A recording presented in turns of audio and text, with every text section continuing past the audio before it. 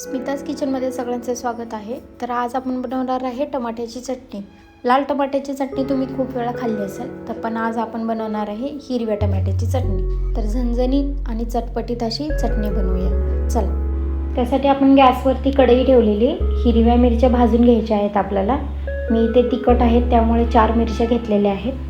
तेल टाकून भाजून घेऊन भाजल्यानंतर त्यात लसूण टाकलेलं आहे. लसूणही थोडंसं भाजल्यानंतर आपल्याला जिरेही भाजून घ्यायचे.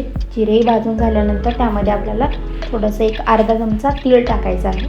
तीळही भाजून जास्त वेळ भाजायचं नाही आहे तीळ आपल्याला,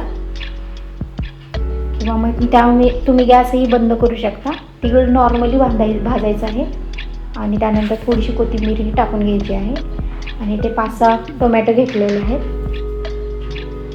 धुवून घेतलेले आहेत आपण ते. आता आपण त्याला कट करून घेऊया. जास्त मोठे फोडी नाही करायचे आपल्याला, कारण की भाजताना आपल्याला जास्त टाईम लागेल मोठे असेल तर इथे मी 5-6 टोमॅटो कट करून घेतलेले आहेत. आता आपण ह्याला भाजायचं आहे.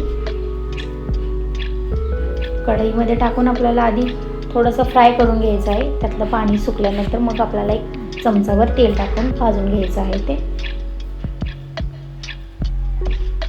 आता मी मिक्सर थंड झाल्यानंतर मिक्सरमध्ये टाकायचं आहे. मिक्सरच्या भांड्यामध्ये घ्यायचे आहे.